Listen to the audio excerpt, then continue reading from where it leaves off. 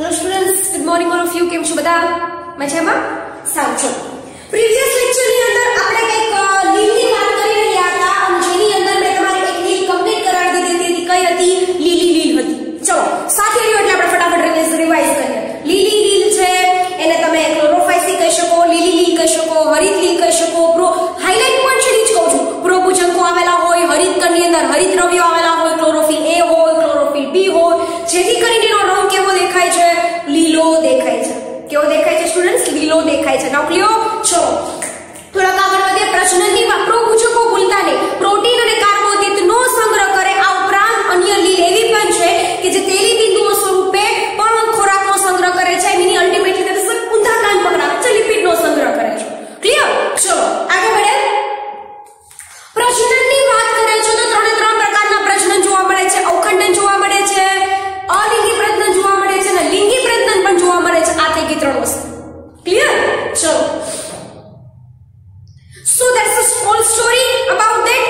example આપ્યા હતા ને હવે છે ને તમારે ચેપ્ટર નંબર 3 ની અંદર તમને લોકોને અત્યારથી છે ને મારે તમને રેડી કરવા છે.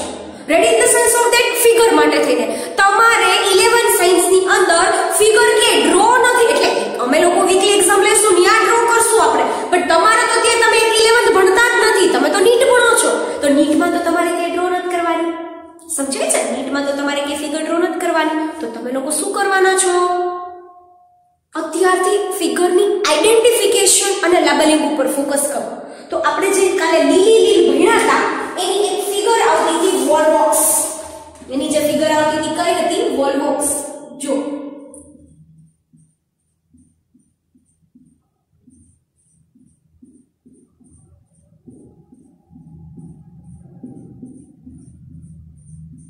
આવું તમને નોર્મલી કહું છું જેથી કરીને તમને ખ્યાલ આવે ભાઈ કે આ ટાઈપની કોઈ ફિગર આવે ટેક્સ્ટ બુકમાં તો છે જ. આપણે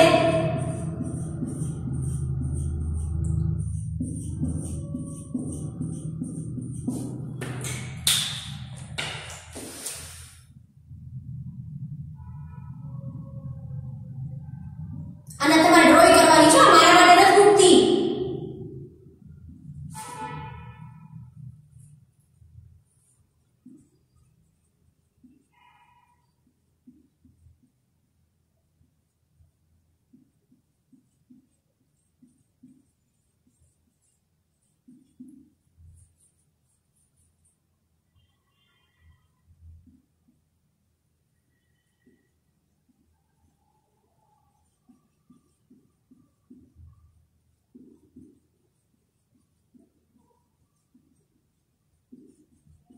चलो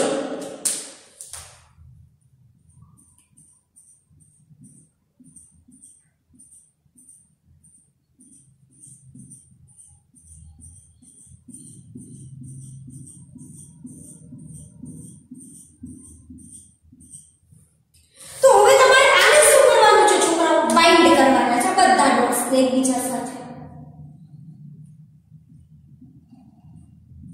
મારાથી એક છૂટે તો પણ તમે સરસ રીતે આપી શકો.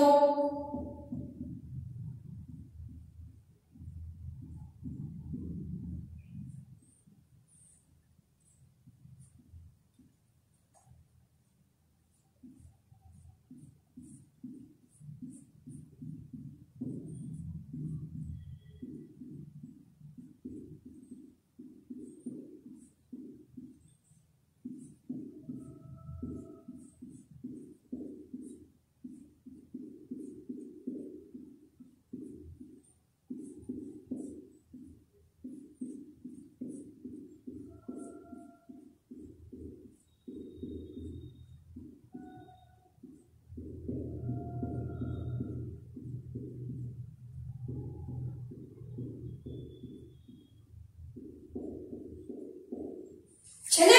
एग्जैक्टली क्लियर है ना भाई? इसको तो थोड़ा सा राउंड बनाना पड़ेगा.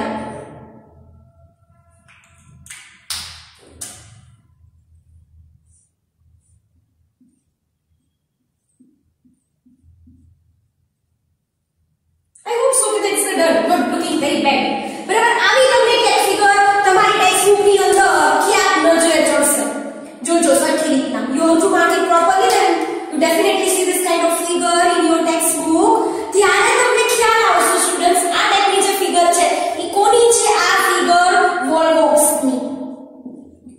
ફિગર છે વોલ્બોક્સની ફિગર છે, જેમાં આ છે ને પિતૃ વસાહત છે. તમને આવો કોઈ એમસીક્યુ આવે તો પિતૃ વસાહત એક્ચ્યુઅલી તમને ખબર જ છે કે કેવું હશે, વસાહતી હશે.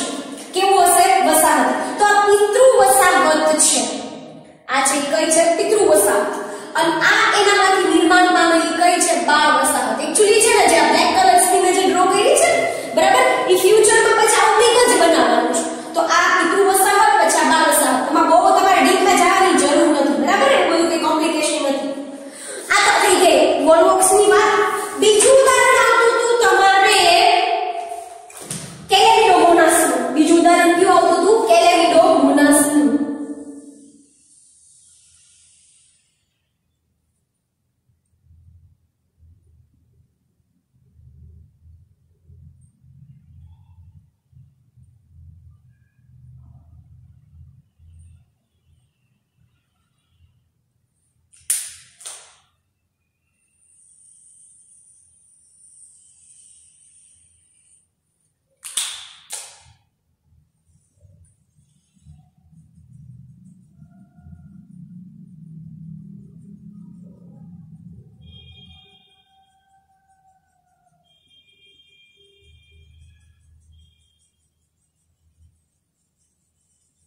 આખું તમારે ફિલ કરવાનું છે. આ ટાઈપનું હશે તો એ કોણ હશે? કેલેમિડોમોનાસ. આ કોણ હશે? કેલેમિડોમોનાસ. ક્લિયર છોકરાઓ? ટપા તો પડે છે ને ભાઈ? ચલો ત્રીજું પણ એક છે. ત્રીજું છે ક્યુ છે? કારા. ત્રીજું છે ક્યુ છે? કારા. એ સિમ્પલ છે, સરસ છે. આ કેલેમિડોમોનાસ ની અંદર થોડી વાર મૂકીએ.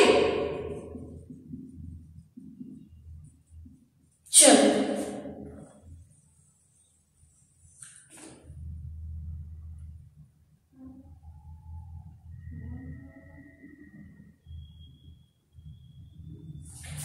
આ એની વચ્ચેની તમારે શાખા ડ્રો કરવાની છે અને પછી તમારે આ છે સિમ્પલ છે. જો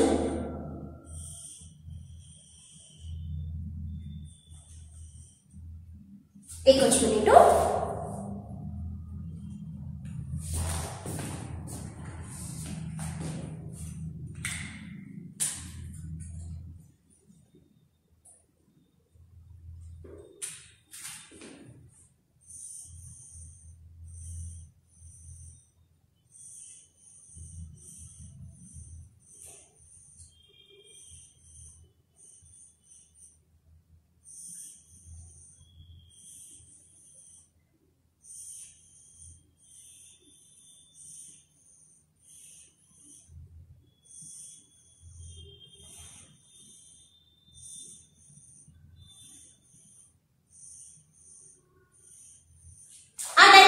હશે તો એ શું છે?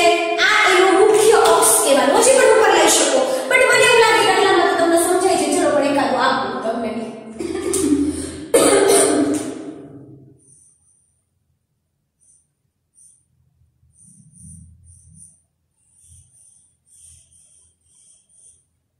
તો આ એનો હશે અક્ષ. વચ્ચેનો છે એનો શું છે? અક્ષ.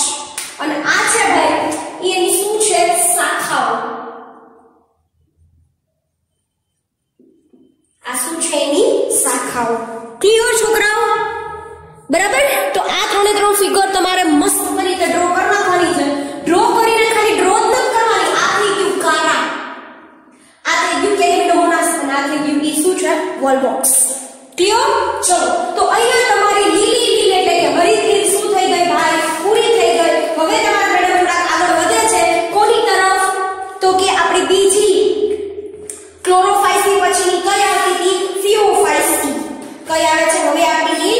ફિયોફાઇસી તરફ આપણે આગળ વધીએ. ચલો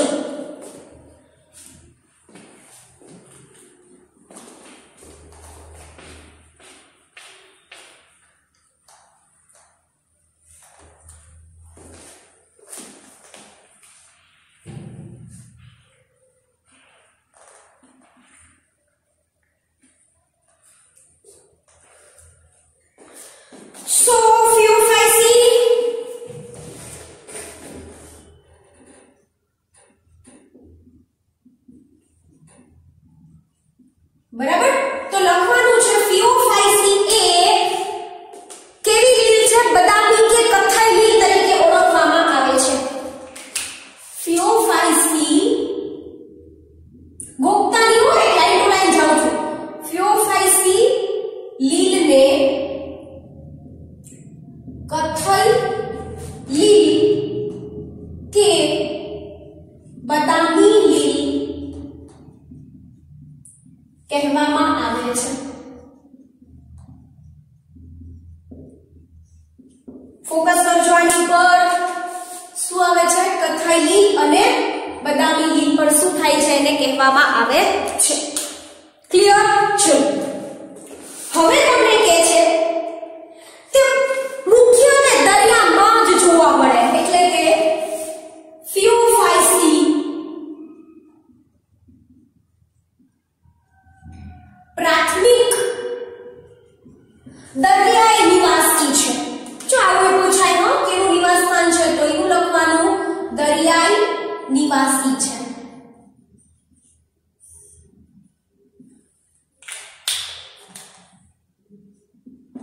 કેવી નિવાસી છે એ દરિયાઈ નિવાસી છે તેમના કદ અને સ્વરૂપમાં ખૂબ જ વિવિધતા જોવા મળે એટલે કે એમાં એવું કે છે અમુક નિમ્ન કક્ષાની છે અમુક વચગાળાની છે અને અમુક મહાકાય સ્વરૂપ ધરાવતી હોય એવી છે એટલે કે નાનામાં નાનું સ્વરૂપથી લઈ અને મોટામાં મોટું સ્વરૂપ ધરાવતી લીલ હોય તો એની અંદર કેની અંદર સમાવેશ થાય છે એનો ફિયોફાઇસીની અંદર એટલે લખીએ આપણે તેના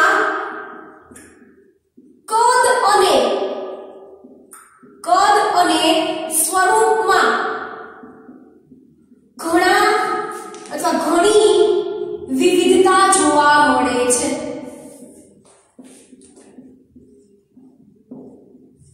તેના કદ અને તેના સ્વરૂપમાં શું જોવા મળે છે વિવિધતા જોવા મળે છે ચલો તો ખાસ કરીને કહે છે તેનું કદ વિસ્તાર તેમનું કદ વિસ્તાર હોય ને કદ વિસ્તારમાં તો ખબર પડે ને જેટલા જગ્યામાં ફેલાવેલું એનું કદ વિસ્તાર સાખિત પેલા સાદું હશે સાખિત હશે તંતુમય હશે એટલે કે તેમનું કદ વિસ્તાર એ સાદું સાખિત તંતુમય સ્વરૂપો તેનું કદ વિસ્તાર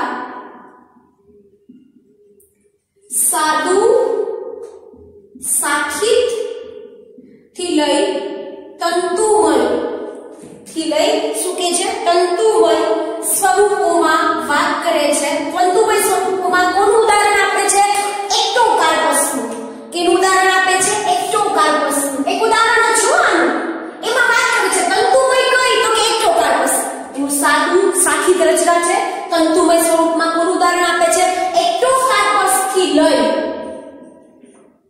એટલે કે તંતુમય સ્વરૂપ કયું છે એક્ટોકાર્પસ તો તમને કહે છે એક્ટોકાર્પસ થી લઈને મહાકાય સ્વરૂપ ધરાવતી દરિયાઈ લીલ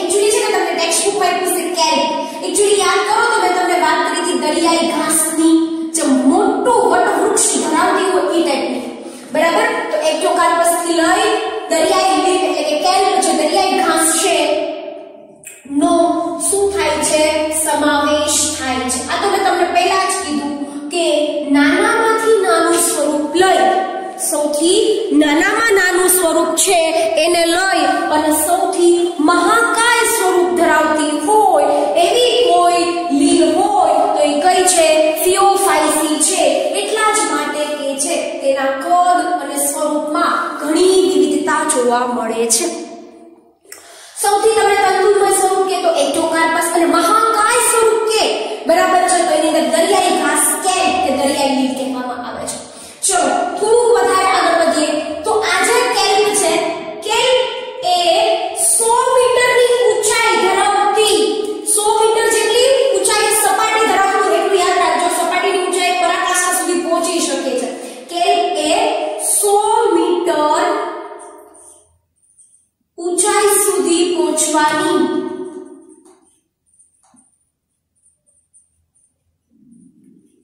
પરાકાષ્ઠાએ જઈ શકે છે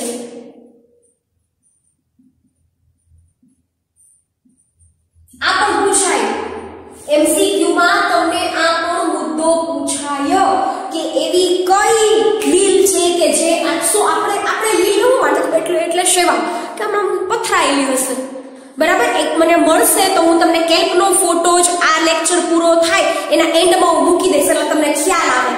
લેક્ચર પૂરો થાય એટલે હું કેલ્પનો ફોટો મૂકીશ, તમને અંદર દરિયાઈ જંગલ જોવા મળશે.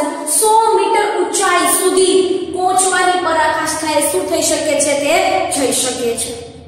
બધા મુદ્દા પહેલેથી ક્લિયર ખબર પડે છે. ઓલી લીલી લીલ હતી તો આ કથાઈ લીલ છે, બદામી લીલ છે, દરિયાઈ નિવાસી છે, કદસ્વરૂપમાં વિવિધતા જોવા મળે છે, સાદુ સાહિત રચના તંતુમય એટલે કે એક્ટોકાર્પસથી લઈ અને કેલ્પ જેવી મહાકાય વનસ્પતિઓનો સમાવેશ થાય છે જે 100 મીટર જેટલી ઊંચાઈએ પહોંચવાની ક્ષમતા ધરાવે છે. તેની પાસે વિશિષ્ટ પ્રકારના રંજક દ્રવ્યો પણ આવેલા હોય છે.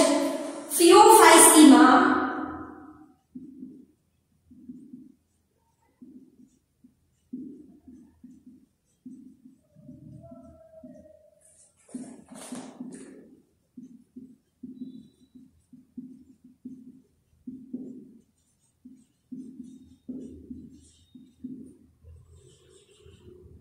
શું ધરાવે છે? રંજક દ્રવ્યો ધરાવે છે, જેમાં ક્લોરોફિલ,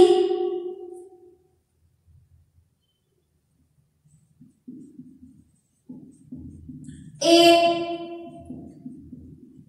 ક્લોરોફિલ, B, ઝેન્થ્રોફિલ અને કેરોટીનોઇડ્સ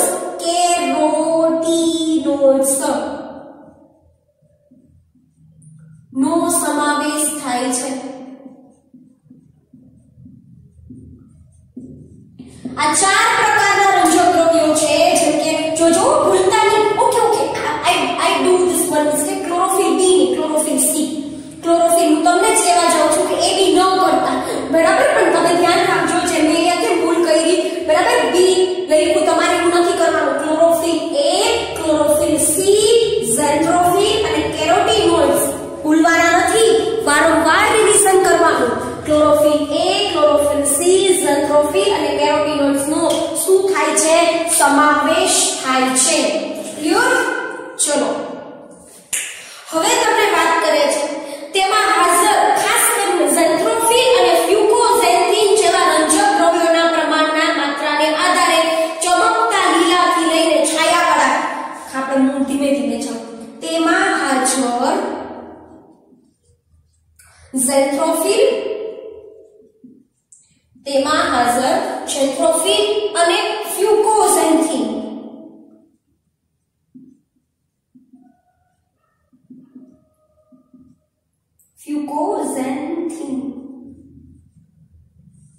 બે ઉપર મસ્ત રીતના શું કરી નાખવાની? અંડરલાઈન કરી નાખવાની, જેથી કરીને છે ઝેન્થ્રોફિલ અને ફ્યુકોઝેન્થિન ની માત્રાના આધારે તેનો ચમકતો લીલો રંગથી લઈને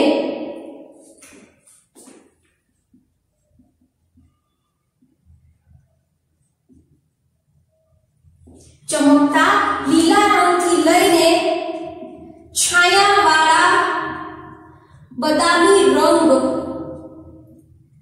જોવા મળે છે. તમને આ એમસીક્યુ માટે મોસ્ટ લીટી મેં આપી છે. આ તમને મેં એમસીક્યુ માટે તમને એક્ચ્યુઅલી મેં કહી દીધું ક્લોરોફિલ A, C, ઝેન્થ્રોફિલ અને કેરોટીનોઇડ્સ હોય. પણ ઝેન્થ્રોફિલ નું જે કન્યા સ્વરૂપ છે ફ્યુકોઝેન્થિન, તો ઝેન્થ્રોફિલ અને ફ્યુકોઝેન્થિન છે કેટલા પ્રમાણમાં આવેલા છે? ઓછી માત્રામાં છે, એનાથી થોડીક વધુ માત્રામાં છે, એનાથી થોડીક વધુ. એના પ્રમાણના આધારે સૌપ્રથમ ચમકતો લીલો રંગ હોય, જેમ જેમ આ બંનેનું પ્રમાણ વધતું જાય એમ એના રંગમાં પણ ફેરફાર થતો જાય અને એ કેવો બનતો જાય છે? છાયાવાળો બદામી રંગ. કેવો બનતો જાય છે? તે છાયાવાળો બદામી રંગ શું કરે છે? પ્રાપ્ત કરે છે. ક્લિયર છોકરાઓ? કે આમાં કોઈને કઈ વાંધો છે? બરાબર. થોડી પછી વધારે આપણે આગળ વાત કરીએ તો ખોરાક છે કાર્બોદિત સ્વરૂપે સંગ્રહ થાય. ખોરાક એ જટિલ કાર્બોદિત લખજો છોકરાઓ, કેમ કે સરળ કાર્બોદિત ની વાત નથી કરવાની. ખોરાક એ જટિલ કાર્બોદિત સ્વરૂપે, જો ઓલામાં તમને બધામાં તફાવત ફરક હોવો જોઈએ, ઓલામાં પ્રોટીન, કાર્બોદિત ને લિપિડ બધાની વાત કરી હતી, અહીંયા તમને ના પાડે છે, અહીંયા તમને એવું કહે છે કે ખોરાકનો સંગ્રહ જટિલ કાર્બોદિત સ્વરૂપે શું થાય છે? સંગ્રહ થાય છે.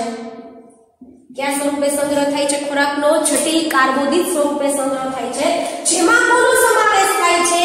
જેની અંદર લેમિનારિન અને મેનિટોલ સ્વરૂપમાં, આ મોસ્ટ ઇમ્પોર્ટન્ટ, લેમિનારિન અને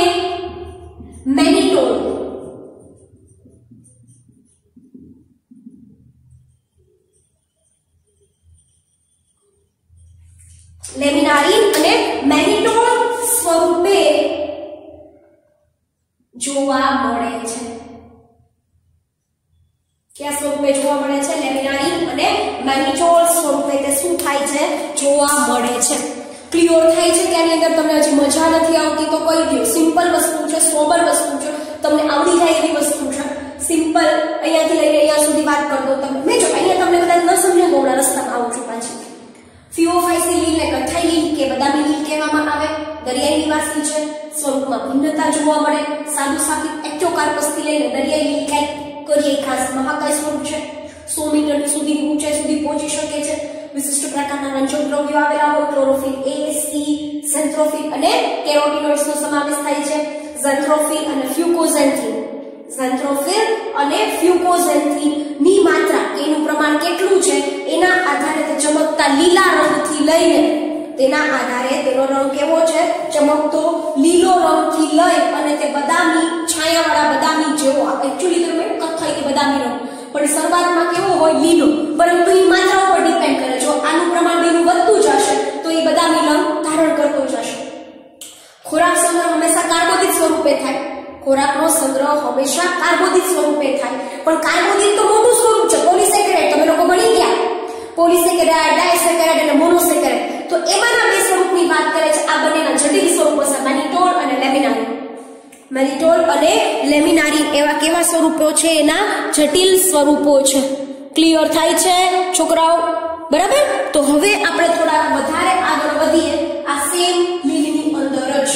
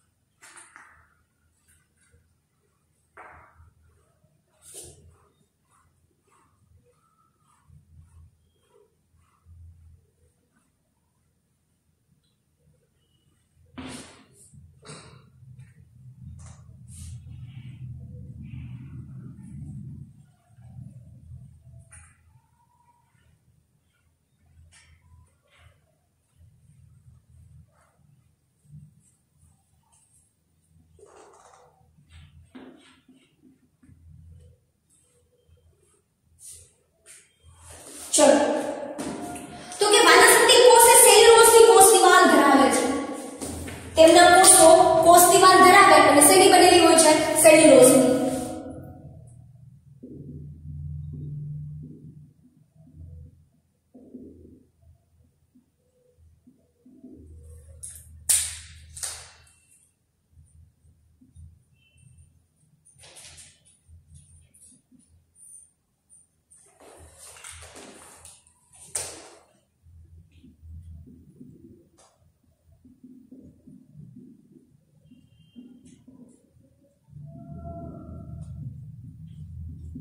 શું ધરાવે છે? સેલ્યુલોઝની બનેલી કોષ દિવાલ ધરાવે છે. આમાં કોઈને કઈ વાંધો હશે નહીં. શેની બનાવે છે? સેલ્યુલોઝની બનેલી કોષ દિવાલ ધરાવે છે. એની અંદર વાત કરે છે કે તેના બહારની તરફ પાછું એક અન્ય આવરણ આવેલું હોય જે આલ્જીનના જીલેટિન આવરણ દ્વારા આવરિત હોય છે. તેની ફરતે તેની બહારની બાજુએ, તેમના બહારની બાજુએ આલ્જીન, તમને યાદ છે ને આલ્જીન અને કેરાટીનની મેં વાત કરી હતી, તો કે આલ્જીનના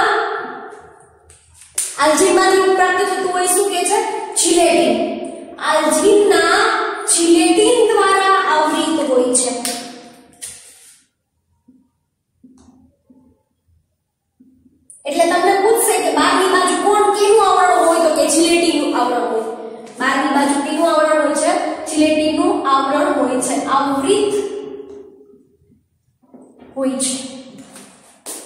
ભૂલતા નહીં, બહારની બાજુ શું હશે? જિલેટીનનું આવરણ આવેલું હશે.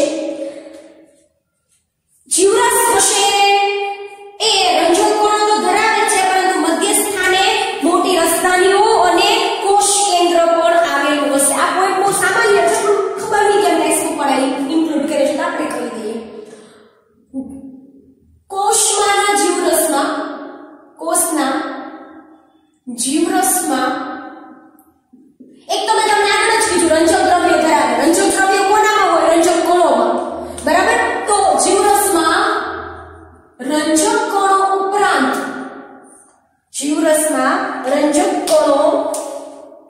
ઉપરાંત શું જોવા મળે છે? તો કે રંજક કણો ઉપરાંત મધ્યસ્થ સ્થાને, ભૂલતા નહીં, મધ્યસ્થ સ્થાને શું જોવા મળશે? મોટી રસધાનીઓ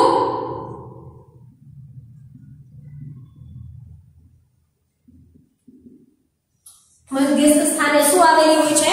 મોટી રસધાનીઓ અને કોષ કેન્દ્ર આવેલું હોય છે.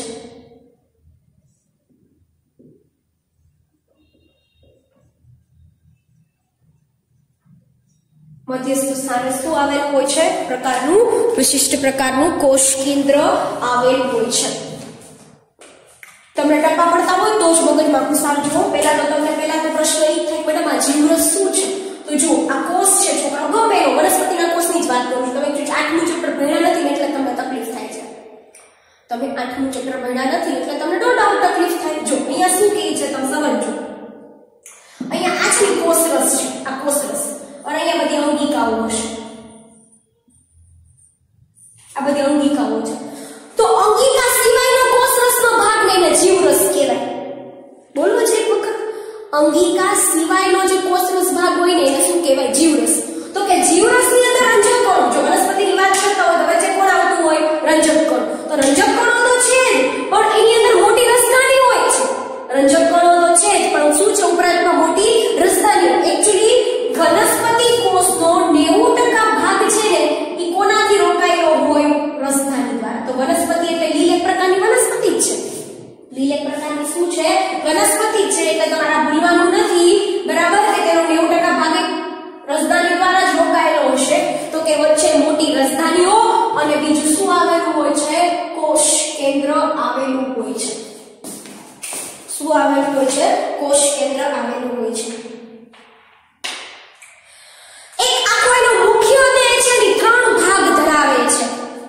મુખ્ય દેહ છે તે કેટલા ભાગ ધરાવે છે? 3 ભાગ ધરાવે છે.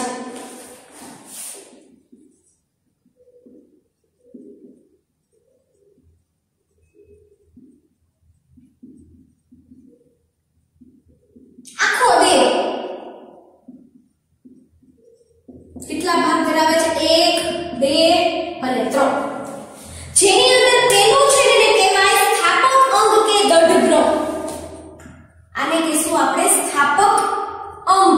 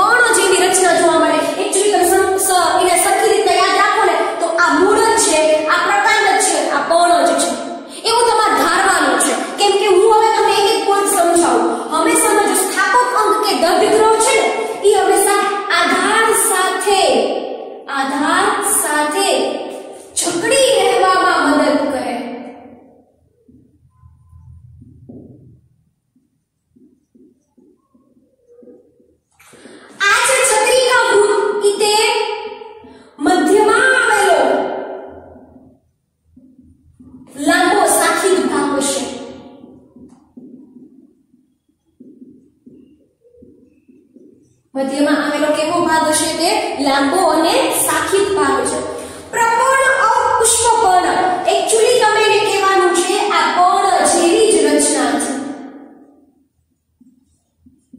કેવી રચના છે આ છોકરાઓ? પર્ણ જેવી જ રચના છે અને જે પ્રકાશ સંશ્લેષણ પણ કરે છે.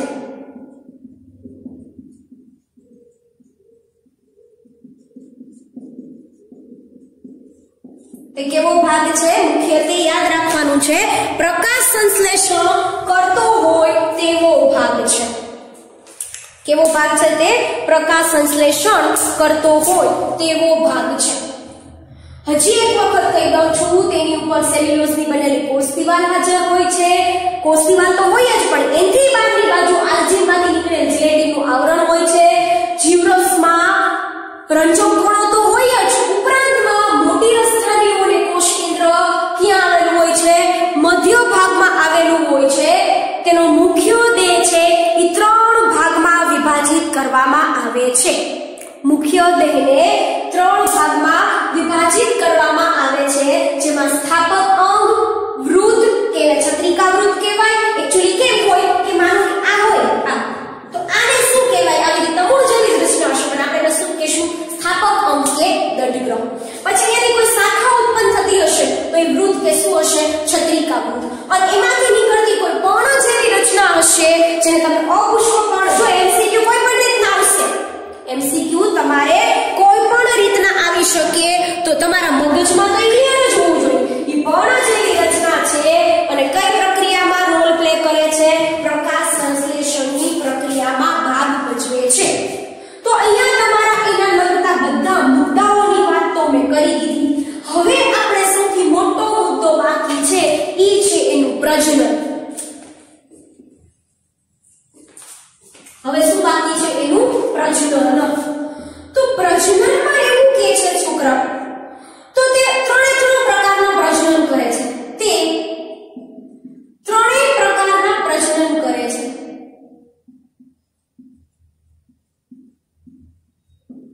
તે 3 પ્રકારના પ્રજનન કરે છે. ક્યાં? તો કે વાનસ્પતિક પ્રજનન,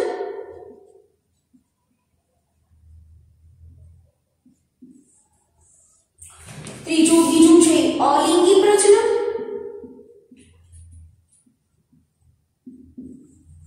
અને જે ત્રીજું છે એ કયું છે? લિંગી પ્રજનન. થોડું કોઈ ધ્યાન આપ્યું ને તમને પ્રજનનમાં કોઈ પ્રકારનો પ્રોબ્લેમ જ નહીં થાય. કેમ કે બધું સિરિયલ જ હશે. જો અહીંયાથી સમજો. વાનસ્પતિક પ્રજનન છે તે અવખંડન પદ્ધતિ દ્વારા કરે.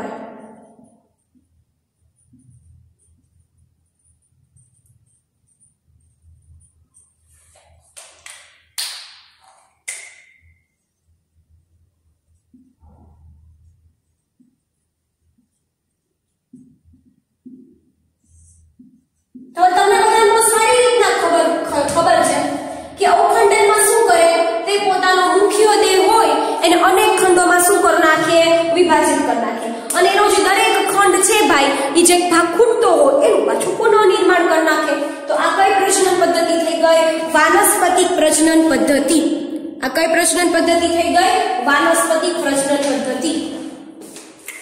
પહેલેથી જોજો. હવે આપણે અલિંગી પ્રજનનમાં જઈએ તો બટ ઓબ્વિયસલી મેં શીખડાવ્યું છે બીજાણુઓ દ્વારા. ક્યાં બીજાણુ હશે? ચલ બીજાણુ. કેવા હશે? કશાદાયી. કેવા બીજાણુ હશે? કશાદાયી. સિમ્પલ છે. કાંઈ જ એવું નથી આવતું કે જે અઘરું હોય, જે ન સમજાય કે કાંઈ તમને ટપ્પા ન પડે એવું. બટ મારી ખુદની એવી ઈચ્છા છે કે અલિંગી પ્રજનન અને લિંગી પ્રજનન આપણે નેક્સ્ટ લેક્ચર ઉપર ટ્રાન્સફર કરીએ, નહીતર પછી પાછું ઓવરડોઝ થઈ જાય. બરાબર ને? તો આગળથી જોતા જજો. બદામી લીલ, કથ્થઈ લીલ, દરિયાઈ નિવાસની બધી જગ્યાએ હોય. મેઇન ભાગ તો સ્થાપક અંગ, દંડગ્રહ હોય, વૃત્ત હોય કે છત્રિકા વૃત્ત હોય. અપુષ્પપર્ણ એટલે કે પ્રપર્ણ કહેવામાં આવે છે. અપ્રપર્ણ છે એ પ્રકાશ મીન્સ રંજક દ્રવ્યો ધરાવતું હોય. જ્યારે આવા કોઈ ભાગો રંજક દ્રવ્યો ધરાવતા હોય તો થાય શું? એ રંજક દ્રવ્યોના લીધે પ્રકાશ સંશ્લેષણ કરે. બરાબર? 3 પ્રકારના પ્રજનન સાથે સંકળાયેલું છે વાનસ્પતિક પ્રજનન. વારંવાર બોલ્યા જ કરો, સમજ્યા જ કરો, એટલે આવડી જ છે. ઓકે? અલિંગી પ્રજનન કરે અને લિંગી પ્રજનન સાથે પણ શું છે તે સંકળાયેલ છે. નેક્સ્ટ લેક્ચરની અંદર આપણે આ બે પ્રકારના પ્રશ્નો પૂરા કરશું અને આની રિલેટેડ જે ફિગર આવતી હશે એ ફિગર તમારા સમક્ષ મૂકવામાં આવશે. ક્લિયર? સાચું.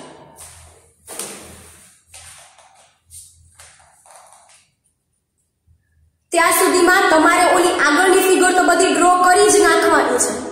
આગળ આવેલી દરેક ફિગરને તમારે શું કરવાની છે? ડ્રો કરવાની છે, જેથી કરીને કોઈ પણ પ્રકારના ઇશ્યુઝ રહે નહીં. ક્લિયર? સાચું.